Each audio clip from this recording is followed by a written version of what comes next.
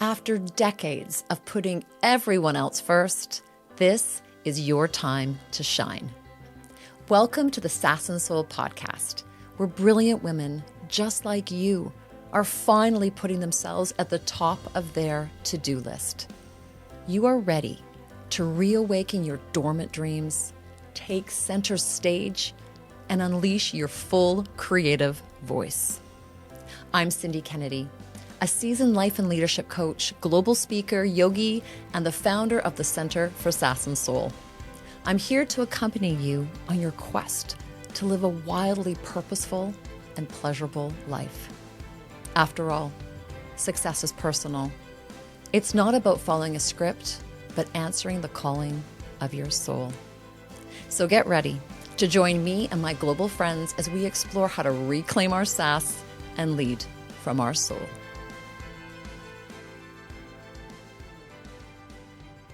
Hello, sassy, soulful ones. Welcome back to the podcast. If you tuned in to the previous episode, we explored you being your own living proof. Living proof that change is possible. It's not just in a book you get off the shelf. It's the book you hold within your heart of the life you've lived thus far, which will help you create your next chapter for how you're going to live it out. Today, I promised that I was going to go a little bit deeper into some of my own big radical shifts that, yes, I realized I too have made some very powerful transformations. And this is more to inspire you because my blueprint and understanding some of my key points that supported me in making these big leaps are unique to me. These may resonate for you. They may really show up in your own blueprint as well, but they could also be slightly different. And this is not an all-inclusive list. Even with my own reflection, I could find even more. But there's just certain things that in hindsight, I can see that I did, that even in the moment I was doing it, I didn't necessarily know that these were the certain steps that really started opening up my own healing, my own ability to attract love into my life, right? So I want to go through some of those today. So like I mentioned, one of the big shifts for me was going from suddenly being in a chronic health situation for nearly 12 years to none, like waking up, moving around, the whole world pain-free, something that I had for many years of my life and then suddenly didn't for a very large chunk of my life. And looking back, a couple of the things that really hit home for me was when I finally let myself really feel the feels. Meaning, how many times do you say, I'm fine, I'm fine, I'm fine, right? Even if something is nagging at you, even if something feels hurtful or painful, right? Even if it's something you're excited about having a new experience in your life, but there's a part of you that might secretly wonder if it's going to actually happen. There's still a lot of pain. We need to allow ourselves to feel all the feels. And if you're stepping into good girl mode, a good girl doesn't let herself do that. A good girl isn't usually very honest with herself. When I let myself really feel all of my fears and express it and cry it out, yell it out, looking back, that was where a huge shift started to happen. All right? Because when we hold fear, fear does not allow for healing. Fear does not allow for us to tap into resources, both internally or externally around us. So trusting and tuning into emotions is crucial. Whether you're choosing something really exciting to leap into, or you're trying to get away from something you no longer want. Okay, feeling the feels, all of them, critical. The other thing is I sought out support. Again, at the time I was doing it because I was like grasping on. But looking back, all of the different healers and people who came into my life, they were all part of that healing process. And you need to be surprised. Allow yourself to be surprised at who comes in. You may end up being surrounded by people who you never would have expected you would have either spent time with or learned from, but it expanded you more than you ever thought. When I was on my health journey, I initially started with the doctors, the medical world, right? Physios, did the traditional, but that only got me so far. I needed to open myself up.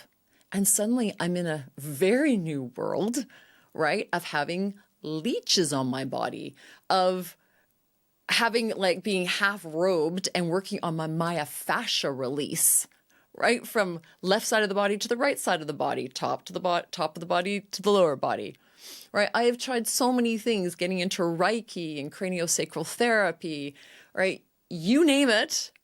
I ended up venturing in a completely new world. And it tapped into not only more health, but greater understanding and curiosity about this magical part of the world. So seeking support and being open to who shows up for that is a crucial part for me of my own blueprint for success. The next part was redefining my identity. What I started noticing is that I hated when friends would call me and they're like, hey, Cindy, can you come and do something with me? Let's go kayaking. And I'd be like, oh, I can't. My shoulder's out or my back's gone out again, right? And I started hearing them just say, oh, gosh, Cindy, you're so often sick, right? Oh, you're injured again. And I started feeling like I was almost being classified as the sick girl. And I hated that. That was so painful in my heart. I'm like, no, I've got to stop, one, seeing myself as being the sick or chronic pain or injured girl. I have to redefine who I am. And I also needed to educate others of how to talk to me. So they didn't even, without meaning to, didn't use language that anchored me back into the sick girl persona, right? So for me, identity is really important to start to embrace. And if I wasn't able at the time to choose a full, like I am healthy and like vicarious and I'm vibrant, right? I've got no pain at all. I'm pain-free.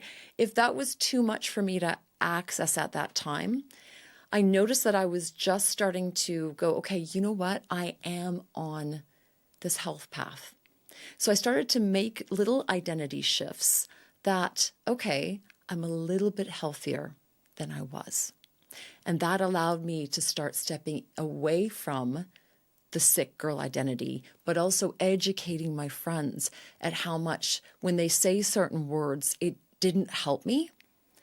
And those are tough conversations, but they were there for it because they really wanted to support me. What went along with that was me finally starting to celebrate the small wins. I was quite all or nothing girl, right? I want to go big. I don't want to go small. I want to do it all and do it great, or what's the point? I had to learn to celebrate the smallest of smallest wins. Right? One day getting up out of bed and maybe the pain's a little bit less. Awesome. Right? I could actually walk to the base of a mountain. Didn't walk up it, but I walked to the base of a mountain. Awesome. Right? I could take off my brace. Awesome. And it felt okay. Like little by little, I learned to rewire my brain around the small wins and not looking so far advanced when that felt too far away, right? So small wins are really important. And also sometimes failing, meaning maybe putting myself back into pain. But the reason I did it was because I started to trust myself again. So one day I noticed I was living in Vancouver and it was autumn and there was so many leaves. And one of the things I loved as a kid was raking up leaves and jumping into big piles of leaves. Don't know if you've ever done that, but it was my favorite things to do. Along my healing journey, I was walking along a beach with a friend one day, and there's so many leaves, we decided to gather them all up in a huge, big pile and jump in it. I thought, well, wouldn't it be fun to actually fall backwards in these leaves? Well, what did I do? I did it. And then what happened? Well, my body's bigger, taller than it was when I was a kid. So I had further to fall and more weight to impact the ground. Because the leaves, they didn't really hold much. So I literally went flump, straight through those leaves, straight onto the ground, and I re-injured myself. And it took me a little while, but before I knew it, I started going, well, wait a second. Well, might have been a stupid thing to do. I realized I had grown so much in the trust of my body to even let myself fall backwards. There was a time when I wouldn't have even played in the leaves. There's no way. So while it did, extend part of my physical journey, the trust within me and the trust within my body, I was gaining back. And that was crucial. So for me, understanding there's times where I'm going to trust something and I'm going to try it. It's not necessarily going to hit the mark, right? Might seemingly put me back in some areas, but how has it propelled me forward in others? And in that example, for me, it was redeveloping trust in my own body. And next thing was really receiving. And this was something that I've spoken about many times, but when it came to, this is going out to my partnership, learning to receive was so crucial for me to attract in my beautiful husband. Learning to receive from others, letting other people open doors for me, realizing that I often took up more space and was more comfortable in the giving and not in the receiving. That for me is a real true aspect for me of my blueprint for success. If I'm trying to go so much about it on my own, then I know that I'm actually halting or delaying my leap. So learning to receive. And the last thing is looking back at both of these examples in my life, the partnership and the health journey, I have sat in great discomfort in both of them because we all know that change can be very uncomfortable. Even the exciting change, there's going to be these moments of huge tension where you're like, why am I putting myself through this, right? And it's easy to forget that you've sat in discomfort.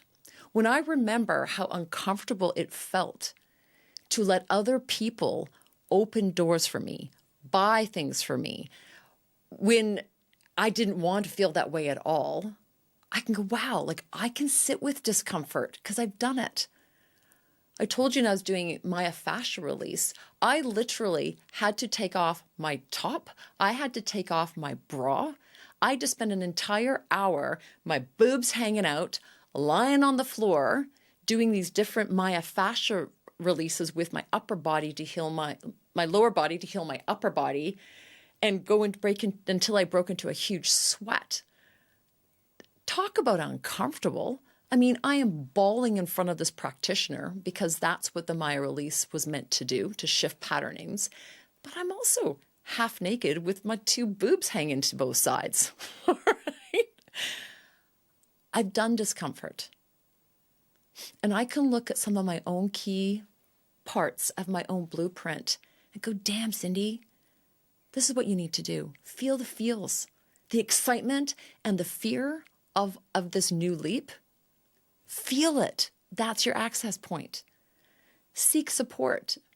Remind yourself of, and stay open to who's going to come in and show up in your life to help you along the way.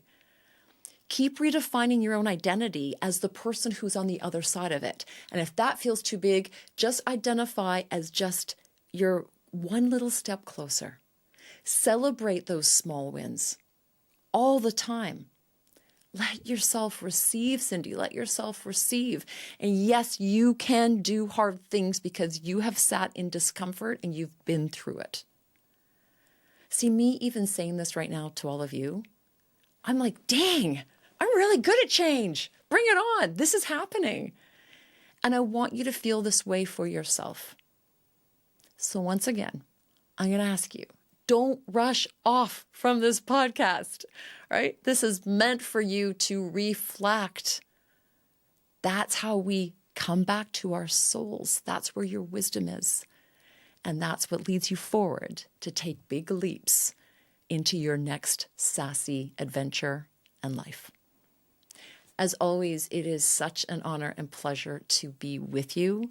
Rock out the rest of the day, and I can't wait to see you in our next episode. If this episode landed for you, I would love for you to share it, review it, or send it forward to another woman who is ready for her next leap. Let's remind each other, we are never starting from scratch. We are rising from our own wisdom. Remember, you are more powerful than you know. So live with sass and lead from your soul, and I will see you next time.